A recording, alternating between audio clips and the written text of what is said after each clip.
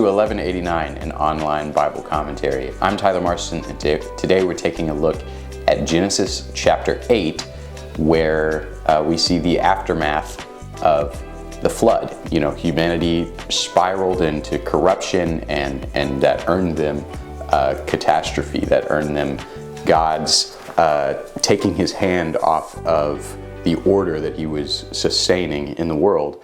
And we had a collapse of the cosmos. That's what the flood is a picture of. We see that he's wanting to start over. He's grieved that he had made mankind, and so the flood was an expression of that. But he didn't kill everyone, right? He saved Noah, and he saved Noah's family. And the question that we're answering today is, what will Noah's survival look like in this recreated creation? Notice I said recreated, and that's because what we're going to see through this chapter specifically, this is so cool, is we're seeing God recreate the creation he made on days 1 through 7 in chapter 1.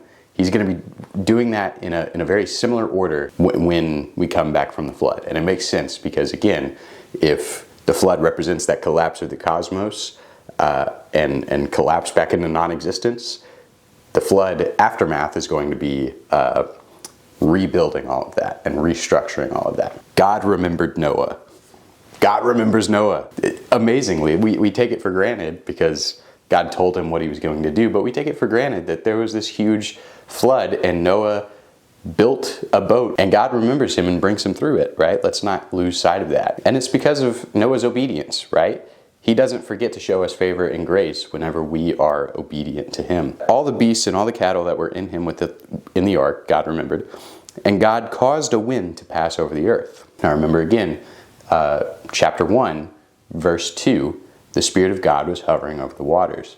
That word wind is the same word as spirit. It's the same picture of the Spirit of God hovering over the waters. And from there, we get recreation. He begins to act out the same kind of sequence of events as he did in chapter 1. We see the fountains of the deep and the floodgates of the sky were closed, right? So that's a return to the expanse, right? And we see the recreation of the sky. The water receded steadily from the earth. Remember, that was day 3. The water recedes and the dry land comes up out of it and it begins to produce vegetation again.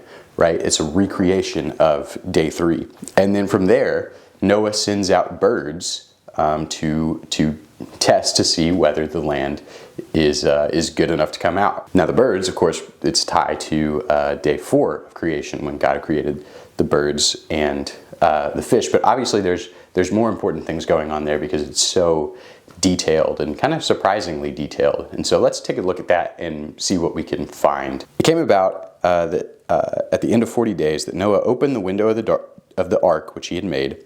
He sent out a raven, and it flew here and there until the water was dried up from the earth.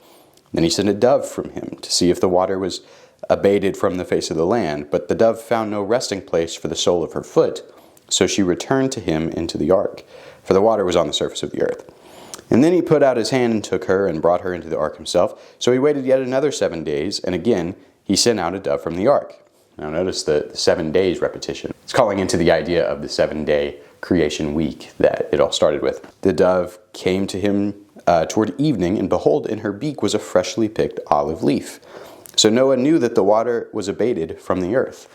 And then he waited yet another 7 days and sent out the dove, but she did not return to him again. So she had found a tree to settle down in and build a nest in, meaning that Noah was good to come out of the ark. He's doing this to test the land. It speaks back to the reason God flooded the earth to begin with was because the earth was corrupt, right? So now he's testing it to see if it's good again. And the doves and the olive branch symbolize peace, of course, and they're used in Levitical laws and sacrifices as purification symbols and purification rituals. Noah is testing to see if the land is pure.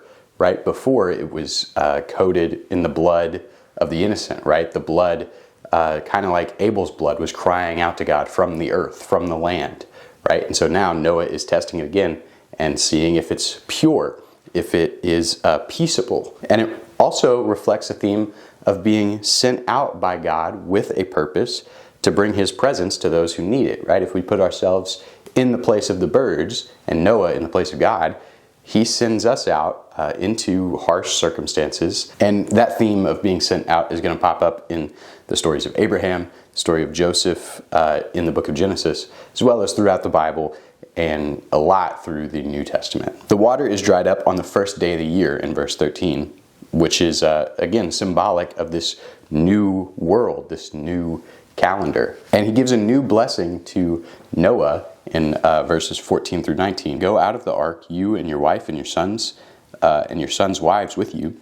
Bring out every living thing of all flesh that is with you, birds and animals and every creeping thing that creeps on the earth, and that they may breed abundantly on the earth and be fruitful and multiply on the earth. So Noah went out, and his sons and his wives and his sons' wives with him. Every beast, creeping thing, every bird, everything that moves on the earth went out by their families from the ark. That's almost word for word chapter found in chapter 1 on days 5 and 6. You see the recreation of the birds and the creeping things and the cattle and the animals. And he says, be fruitful and multiply, just like he told the birds on day 4 and just like he told the humans on day 6. We're starting over, man. Noah is the new Adam, and his family is going to be the new humanity. This should be good. This should be eternal rest. Remember, that's what Lamech, Noah's father, prophesied about him, and that's why he named him Noah, which means rest. Here we go. We are in the new Garden of Eden 2.0. This is what we've been waiting for, right? Well, let's keep reading. Noah built an altar to the Lord, took every clean animal and every clean bird, and offered burnt offerings on the altar. And the Lord smelled the soothing aroma, and the Lord said to himself, I will never again curse the ground on account of man. This is good stuff, right? Noah is offering to the Lord just like Abel did. He's offering the clean animals just like Abel did. He's offering his best of what he has. And God is pleased, and then he continues to say, I will never again curse the ground on account of man, for the intent of man's heart is evil from his youth. I will never destroy every living thing as I have done. While the earth remains, seed time and harvest, and cold and heat, and summer and winter, and day and night shall not cease. So that's good that we've got order, and God's not going to decreate anything again. But what was that in there about he's not going to do it on account of man? Not because man has changed, but because the heart of a man is evil from his youth. So we see that through Noah, men's hearts haven't changed. They're still, at their core, want to do things in their own wisdom, in their own definition of good and evil, just like Adam and Eve did back in the garden.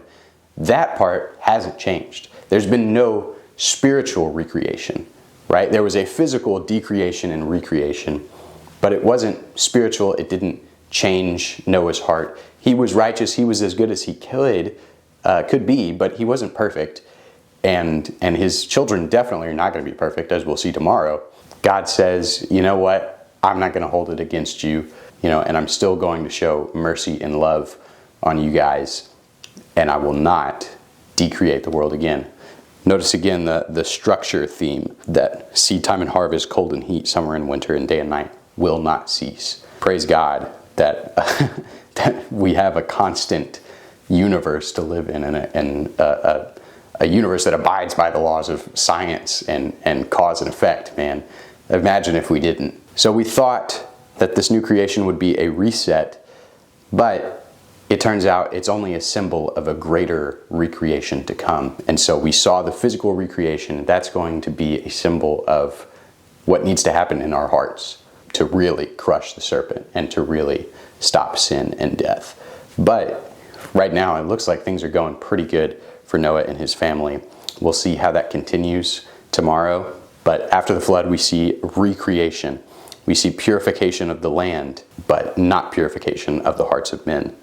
God promises to never curse the ground, never destroy every living thing again while the earth remains. But it's going to take a big work to really crush the serpent and really change the hearts of men and give spiritual recreation to humans. And that's the story of the flood subsiding in Genesis chapter 8.